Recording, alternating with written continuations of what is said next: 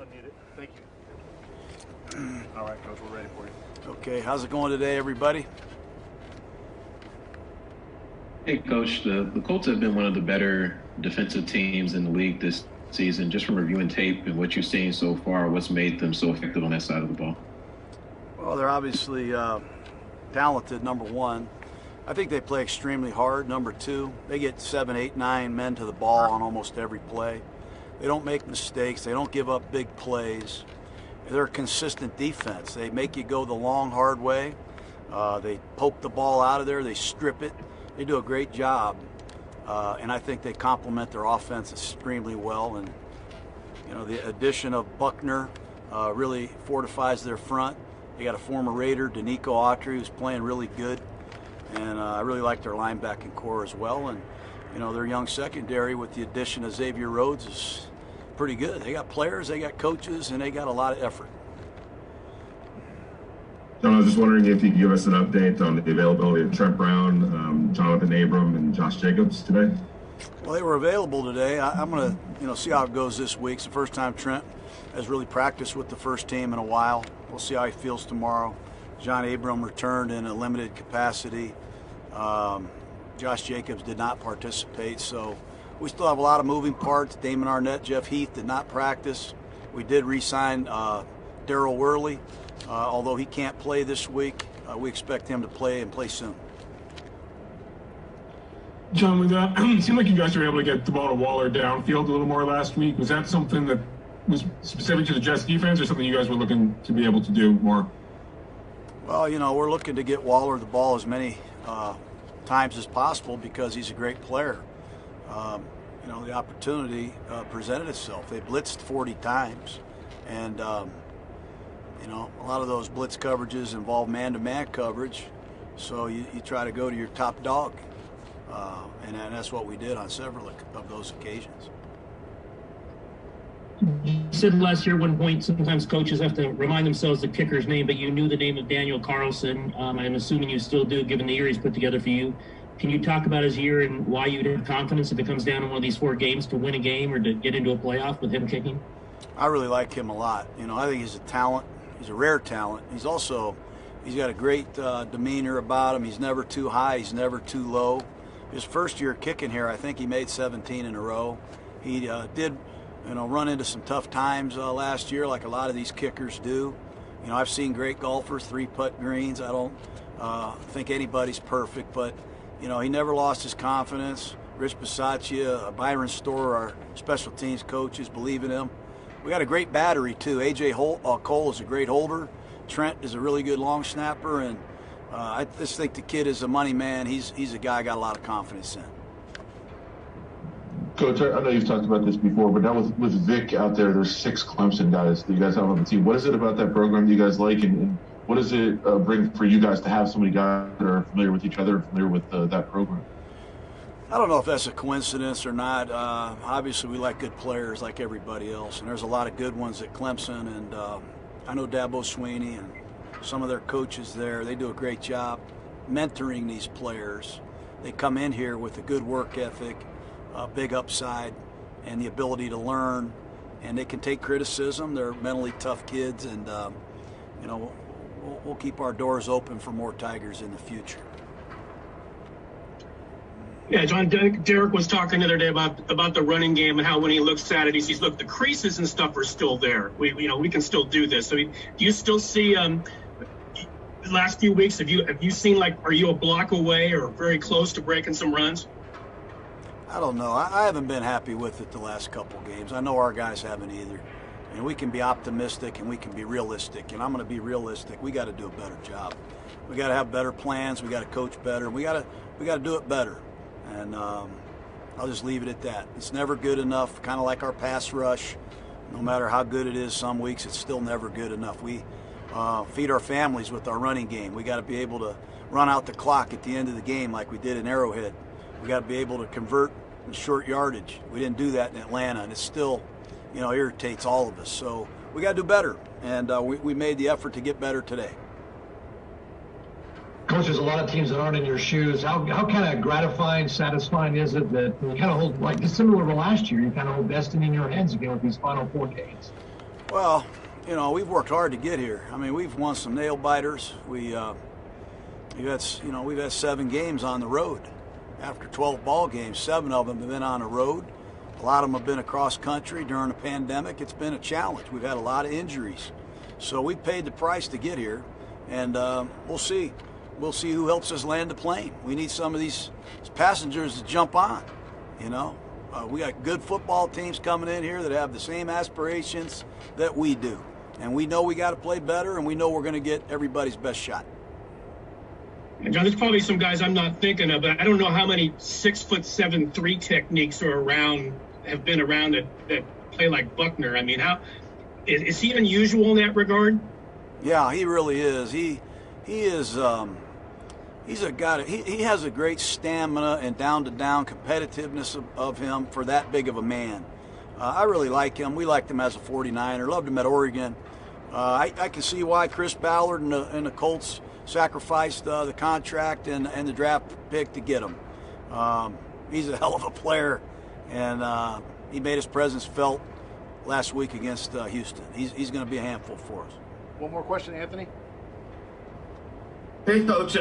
Coach, this is Anthony from Fresno Beach. I just want to ask you about Derek Carr. He's proven capable of clutch play late in the game and throughout. I'm just wondering if anything surprises you about Derek as far as finding ways to put your team in a good position to win the game. No, I'm really impressed with how he plays, how he studies, how he prepares, and sometimes the biggest pressure-packed moments bring out the best in him. We still need him to play better and better and better for us to get into the tournament. He knows that. But I'm really impressed with the way he's been able to roll with the punches. 5 different right tackles. We've had 3 different left tackles, a number of different guards and wide receivers, and he's got to put up with me, and that's I'm sure not easy either. But he's a key to our team. We need him to be great down the stretch, and I promise Raider fans he's giving us the best he can. We got one more, Paul. Hey, John, how strange is it going to be to see Phillip Rivers with a horseshoe on the side of his helmet rather than a lightning bolt after all those years? Yeah, no, it really is. I a lot of respect for him. He's playing hurt. He has a beat-up toe. He has more fun playing football than most guys that I know. He has a passion about him that's rare, and I know he wants to beat us in the worst way. He has a disdain for the Raiders. He's made that perfectly honest to me in the last 3 years I've been back on the sidelines. So it's great to see him playing well, and we look forward to competing with him also. All right? Thanks, guys. Thanks,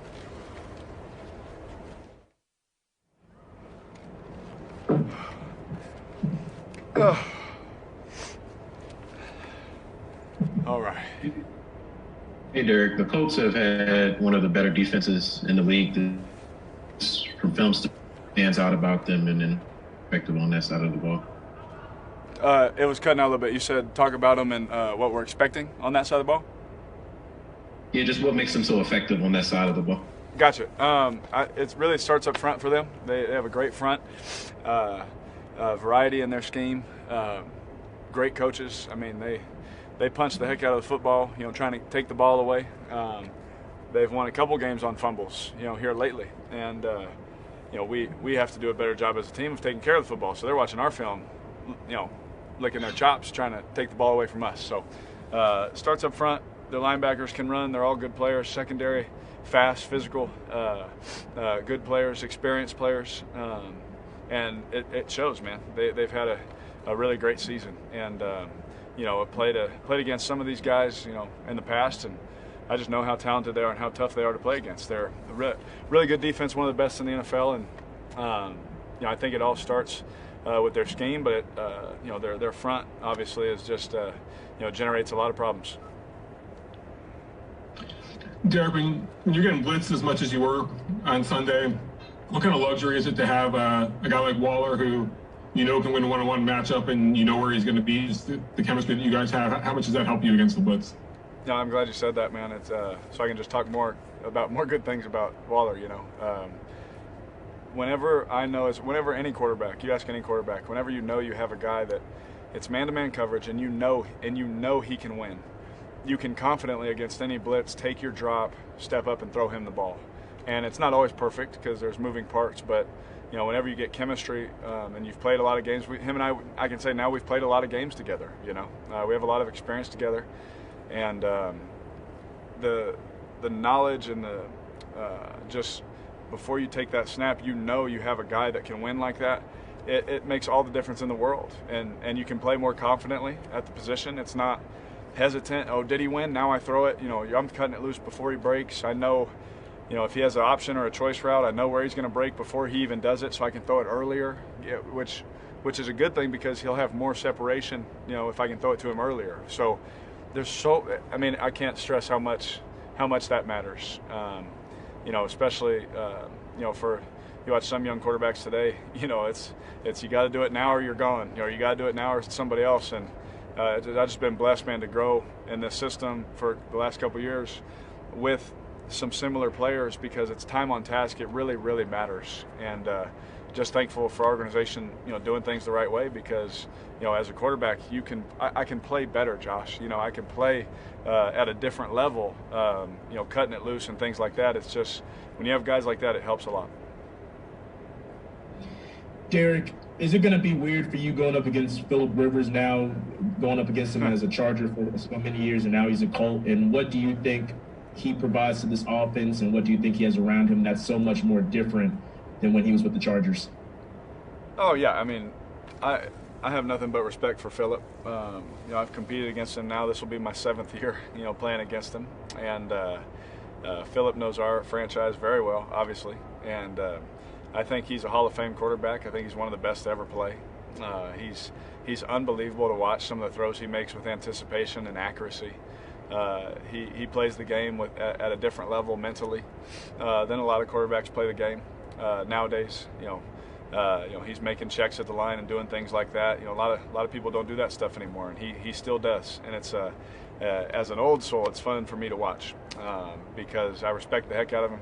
And I think he's one of the best. And anytime you go against him, you got to be ready for a shootout. You got to be ready because I've played against him where it's come down to the wire. I've played against him where we've had the lead, and here he comes, coming running back with it, coming on a comeback.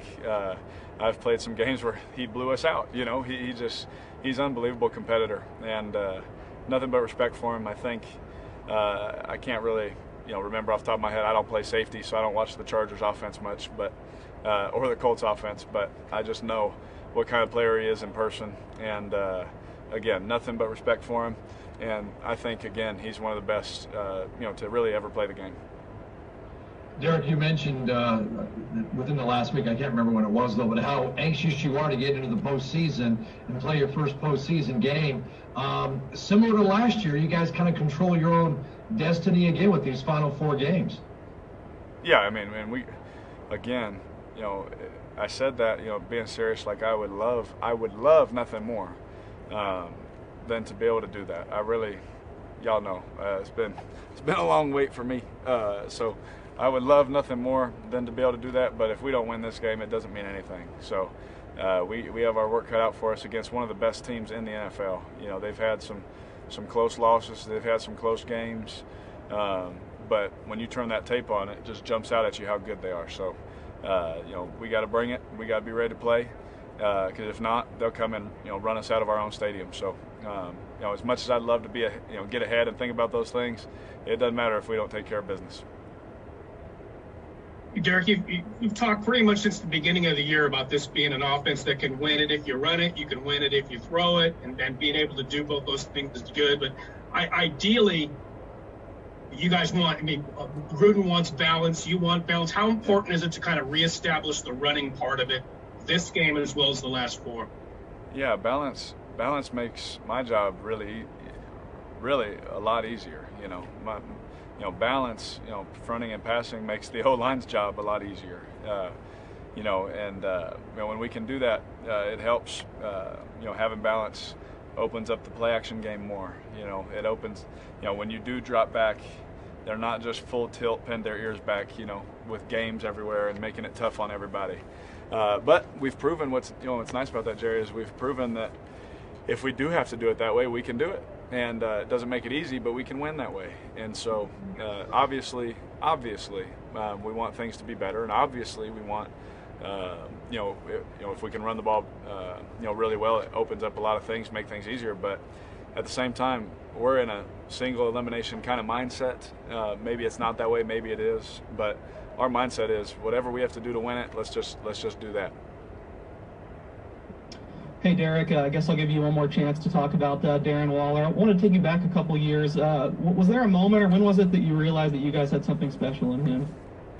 It was the first route that he ran, and I really just couldn't believe how fast he was. I was blown away. I couldn't believe that a man that big could run that fast and could catch the ball, and I'm trying to put everything together because I didn't know what he had been through before. Honestly, I didn't know his story. I remembered him from college, having big plays and things like that. But I didn't know much about his background. So I'm like, how did we get this guy? How was he just on the practice squad somewhere? So I just remember throwing him his first route in practice. I threw it like 10 feet behind him, and I was like, oh wow, this guy can run. And from then on, it was just like this beautiful thing where, not only on the field chemistry, but off the field, he told me his story and what he had been through, and I didn't judge him because I was like, bro, I haven't been through that, but I've done some silly things in my life too. I'm not here to judge anybody. Everyone goes through stuff. Everyone's problems, their own problems. And so it's like, if there's anything we can do, I'm here to help, but I love you, man. Let's just keep growing. This could be special. And it's turning into a relationship that really is special, man. I really, really appreciate that man and his hard work.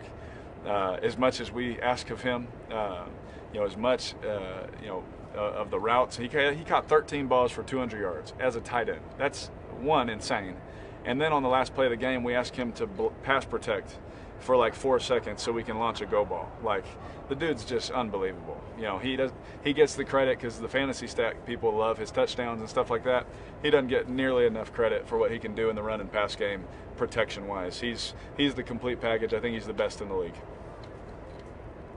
Hey, Derek, it doesn't take much to get you motivated, but in situations like Sunday, what is going through your mind when your team is needing a touchdown or perhaps a field goal to get that win in a critical situation?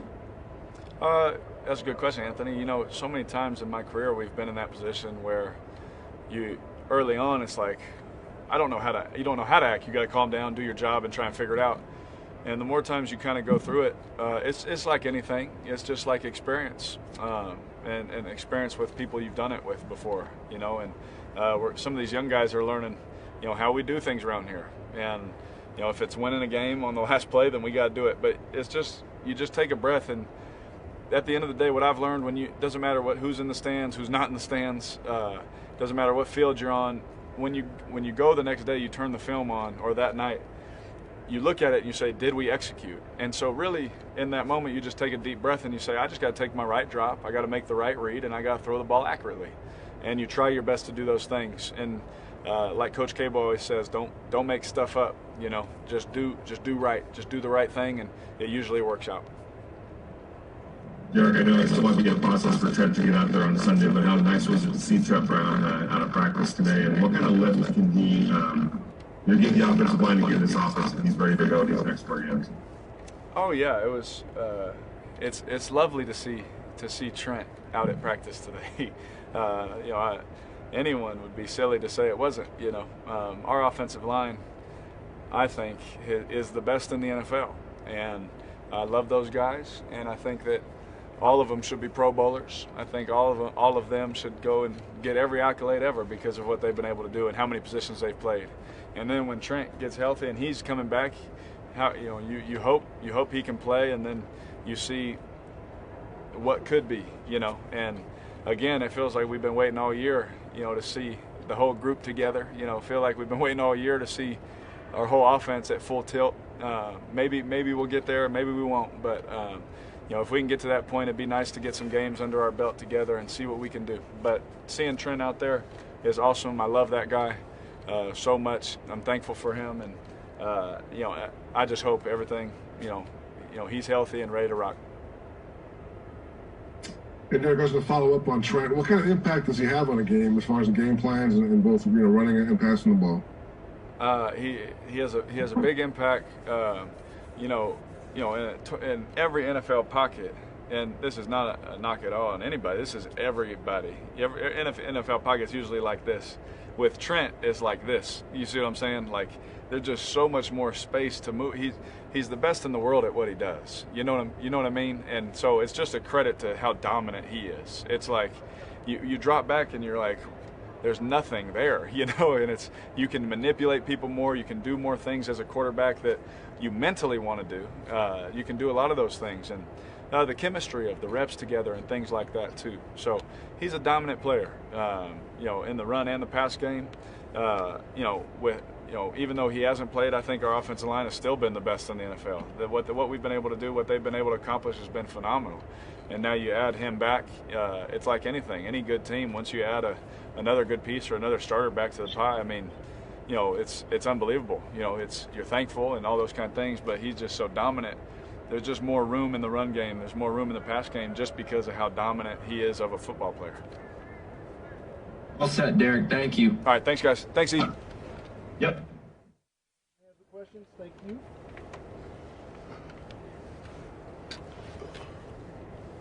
Hey, Darren. Derek was talking about the how much confidence he has when he sees that you got man-to-man coverage against the blitz, that he knows you'll always get open. When you see man-to-man coverage, do your eyes light up? Yeah, I mean, that's just what you want it to be, just being somebody across from you, just competing, just having fun. I enjoy when it's man-to-man coverage. I enjoy when it's zone coverage too, so, I mean, I just like, executing.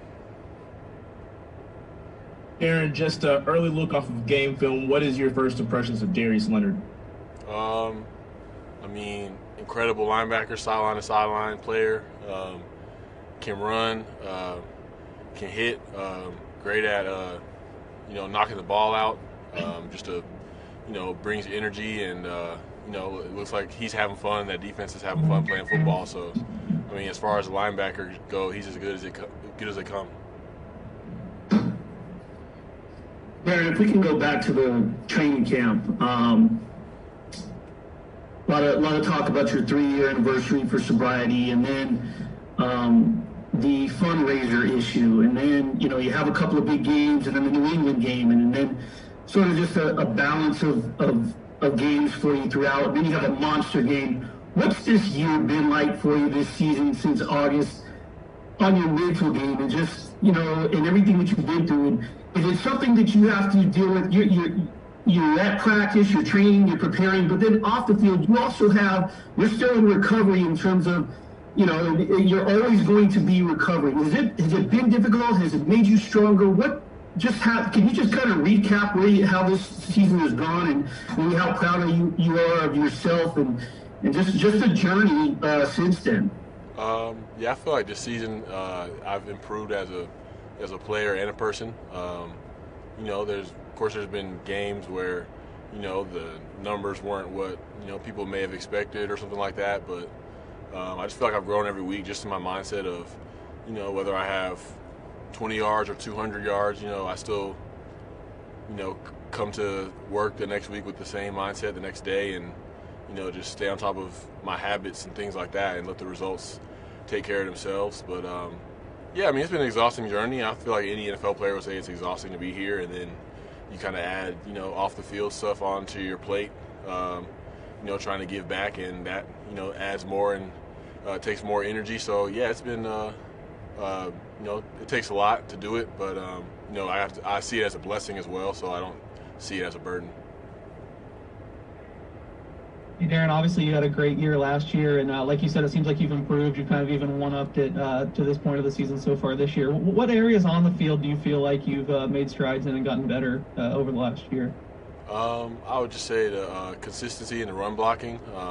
There would be certain personnel groups last year where I would come off the field more for those, but now this year I'm just kind of in like all the time as far as like stamina and things of that nature, and just staying focused. Because I mean, last year, it was getting the ball a lot. It was easy to stay in the game, but it's like when the ball gets balanced out more and it's more spread out with targets, you got to find ways to stay in the game, and that's taking pride in how you're clearing out an area for someone else, how you're blocking for someone else. So I feel like I've definitely grown in just my, focus throughout the game. I feel like sometimes last year, like, I'll be doing well, but my mind would wander. But this year, I feel like I'm locked in all the time, and, whatever's asked of me, I'm not complaining about it. I'm just willing to do it. Darren, with Vic Beasley, now you guys have 6 guys from Clemson. I was wondering what it was like for you as an ACC guy. Like, how much grief do you get from those guys, and what is it like to have so many guys from one program on the pro team? Yeah, I get grief from those guys just because, Georgia Tech, we haven't fared well against Clemson too recently, but so I'm always the butt of jokes on that front. But they're all good guys, good people. Come from winning pedigree, so they know how to play the game and they know how to handle themselves. Moments don't seem like they're too big for them. They just know how to have fun and appreciate the moments. Hey, Darren, pretty much anybody that talks about you, the first time they see you, they're kind of almost overwhelmed by your skill set, by the size and speed and everything. I'm just curious, what was the first thing you thought about when you saw Trent Brown for the first time, and what's it like having him back on the field today? Seeing Trent Brown for the first time, I mean, he's easily like the biggest person I've ever been around, like on a day-to-day basis, like in any walk of life, But I mean, he's so like, he's just real chill. Like, he's not overbearing or anything. He has a good personality. He's intelligent. So he's just, to add that to his skill set and how big he is, he's just like, a great guy to be around, a great teammate. And it's awesome to see him out there. Anytime he's on the field, he's an impact player, to say the least. And it's definitely a blessing to have him back. Hey, Darren, when you came into the league, I wanted to know, was there any type of player that you hope to emulate, any other athlete that you were like really motivated by when you came into the league to really kind of just boost how you play, and somebody you wanted to emulate? Yeah, I would say Calvin Johnson for sure, coming from Georgia Tech, just seeing how, he would take games over and just dominate consistently. It's like, I mean, there's no saying that I'll reach his level of play, but, if I can shoot for him and, continue to chase after him, I feel like I'll be all right. But, yeah, it was Calvin Johnson for me just because he was the example at my school, and then following him through the NFL, it's just like, you want to have an impact like him on the game, and, just know that every week you can go out there and dominate. Hey, Darren, when you guys, you're not on the sidelines watching. There are some teams on the sidelines watching, but once again, like last year, you guys kind of control your own destiny down these final four games. I guess, how exciting is that, and how rewarding is that you do kind of control your own destiny? Yeah, it just makes like all the work up to this point feel like it's worth it. It feels like, it's, you invested it all and it's kind of paying off for you. Like, you're in a position that you want to be in. And so now it's just, continuing to be grateful for it and go out there and show that, you don't have to be a different person during this last stretch. You just have to keep being who you are and building on the foundation that you built individually and collectively as a team. So yeah, I mean, it's exciting, to have it at home. You can't ask for a better situation, so we're excited about it. Hey, Darren. Derek told us earlier that the relationship between you and him is turning into something really special. I'm just wondering, how much has he helped you since you got with the Raiders as far as like building that bond? He's helped me out tremendously. And it starts off the field just as being like a friend and a good person to me, and that makes me want to carry that over to the field and not wanting to let him down. He's also helped me a lot with like communicating and like, I remember when I first got to the team, just like he would make me tell him what I saw and things like that, just because I was always, a quiet guy, just because I was always in trouble and stuff like that. And it was always like, I was in the building or out the building, so I was always just like keep my mouth shut and do my business. But, like my voice is valued here, and, it took me a while to kind of branch out into that, but Derek helped me out with that process. And now we communicate and nothing really goes unsaid, no stone unturned. And that's how it helps us stay on the same page. Hey, Darren, Sam Gordon here with the Las Vegas Review-Journal. Wanted to check in with you as a hip-hop fan and as an MC yourself. How would you characterize the relationship between the Raider franchise, the Raider brand, and hip-hop, particularly on the West Coast? Oh, man, that's I mean, that goes back, well beyond before I was born. It's just associated with a culture. It's just like, someone that's it's not going to be the norm. It's got some grit to it. It's got some bite to it.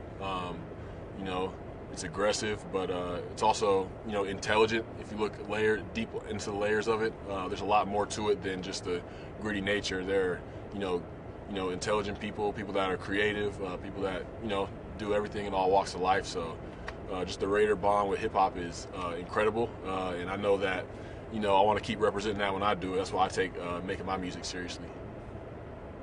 Okay, great. Thanks everyone. Thank you, Darren. Appreciate y'all.